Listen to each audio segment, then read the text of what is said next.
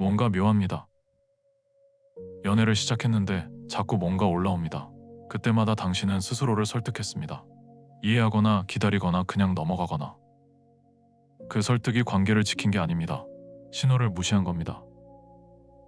연애 초기의 불안은 없애야 할 감정이 아닙니다. 읽어야 할 신호입니다. 그런데 우리는 그 신호가 올라올 때마다 신호 대신 자신을 설득하는 쪽을 선택합니다.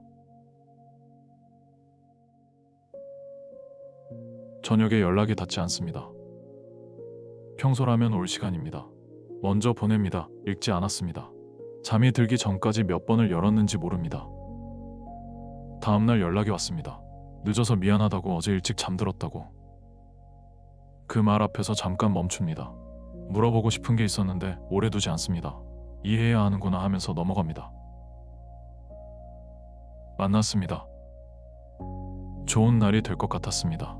그런데 자리에 앉자마자 그 사람의 이야기가 시작됩니다.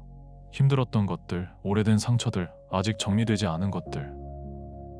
당신은 맞은편에서 그 이야기를 듣습니다. 고개를 끄덕입니다. 공감하는 말을 합니다. 집에 돌아오는 길에 뭔가 남습니다. 오늘 이 사람은 나를 얼마나 생각했을까? 그 질문이 올라왔다가 가라앉습니다. 서로 알아가는 중이니까 시간이 쌓이면 달라지겠지. 그렇게 접어둡니다. 만났는데 그 사람의 표정이 어둡습니다. 괜히 눈치가 보입니다. 내가 뭔가 잘못한 건지, 오늘 기분이 안 좋은 건지 그 사람의 표정을 읽으려 합니다. 그 사람에게 묻지 않습니다. 그냥 분위기를 맞추는 방향으로 넘어갑니다. 표정이 조금 풀리면 안도합니다. 그날 무슨 일이 있었는지는 끝내 묻지 않았습니다. 그 불안을 신호로 읽지 않은 데는 이유가 있습니다. 신호로 읽으면 봐야 할 것들이 생기기 때문입니다. 이 사람이 지금 나에게 줄 수 있는 상태인가? 나는 이 관계에서 무엇을 원하는가? 연애 초기에 그 질문을 여는 것은 관계를 끝내는 것처럼 느껴집니다. 이제 막 시작한 관계에서 의심부터 하는 사람이 되는 것 같습니다. 좋은 관계는 믿음에서 시작한다고 배웠습니다. 불안을 느끼는 것은 그 믿음이 부족하다는 증거처럼 느껴집니다. 그래서 불안이 올라올 때마다 그것을 없애는 쪽을 선택했습니다. 그런데 그 설득의 밑바닥에 있는 것을 보면 그것은 성숙한 사랑이 아니었습니다. 두려움이었습니다. 이 관계를 잃는 것에 대한 두려움. 연애 초기라는 것은 아직 이 관계가 확정되지 않은 시간입니다. 언제든 흔들릴 수 있고 끝날 수 있고 상대가 마음을 거둘 수 있는 시간. 그 불확실함 안에서 불안이 올라올 때 그것을 신호로 읽으면 관계가 위태로워질 것 같았습니다. 그래서 덮었습니다. 불안을 느끼지 않는 것이 이 관계를 안전하게 만드는 방법처럼 느껴졌습니다. 이해하고 기다리고 넘어가는 것이 이 사람이 나를 계속 좋아하게 만드는 방법처럼 느껴졌습니다. 설득은 사랑이 아니었습니다. 이 관계를 잃지 않으려는 방어였습니다. 설득을 반복하면 일어나는 일이 있습니다.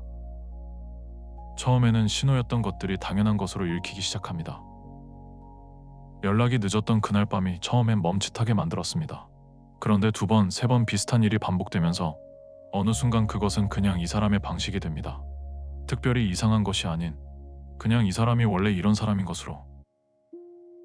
데이트에서 그 사람의 이야기를 혼자 감당하는 것도 마찬가지입니다. 처음엔 오늘은 특별히 힘든 날인가 보다 했습니다. 그런데 그것이 반복되면 이게 우리 데이트의 모양이 됩니다. 들어주는 사람과 이야기하는 사람. 그 구조가 자리를 잡습니다. 신호가 풍경이 됩니다. 그러다 어느 날 그 사람의 표정이 어두웠는데 그것을 보고도 아무 감각이 없었습니다. 예전 같으면 눈치가 보이고 뭔가 걸렸을 텐데 그냥 오늘도 저렇구나 하고 넘어갔습니다. 그날이 불안이 사라진 날처럼 느껴졌을 수도 있습니다. 드디어 예민함이 없어졌다고. 그런데 실은 다릅니다. 감각이 무뎌진 겁니다. 신호를 받는 능력 자체가 줄어든 겁니다. 처음 그 장면들에서 올라왔던 것들이 그 시간이 다 지나고 나서야 다시 느껴집니다. 그때는 이미 관계가 깊어진 뒤입니다. 스스로를 설득한 것이 이 관계를 지킨 게 아닙니다.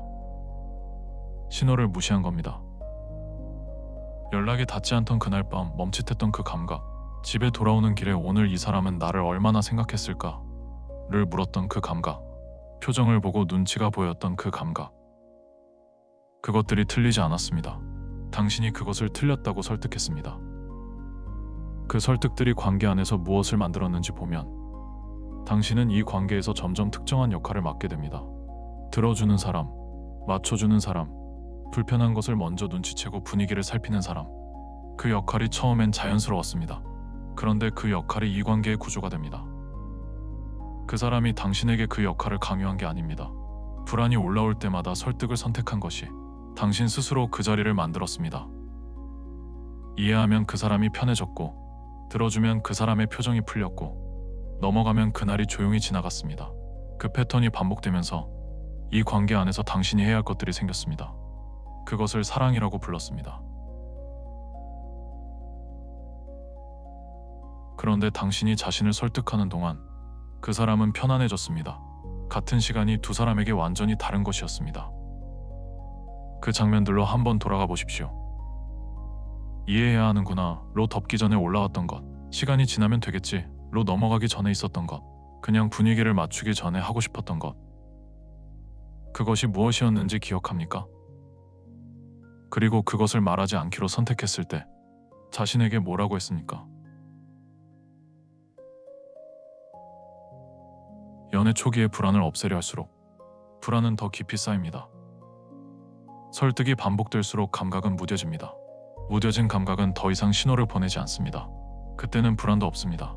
조용해진 것처럼 느껴집니다. 그런데 그 조용함 안에서 당신은 점점 줄어들고 있었습니다.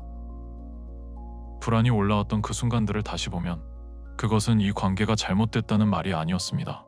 잠깐 멈추고 나의 자리에서 봐야 한다는 말입니다. 이 사람이 지금 나에게 줄 수 있는 것이 무엇인지, 나는 이 관계에서 무엇을 받고 있는지, 그리고 내가 원하는 것이 무엇인지. 그것이 보일 때 이 관계를 계속할지 아닐지가 비로소 선택이 됩니다. 불안해서 도망치는 것이 아니라 자신이 원하는 것을 아는 사람으로서의 선택이. 불안이 올라올 때 없애려 하기 전에 한 번은 물을 수 있습니다. 이것이 무슨 말을 하고 있는 건가? 그 질문 하나가 설득과 신호 읽기의 차이입니다.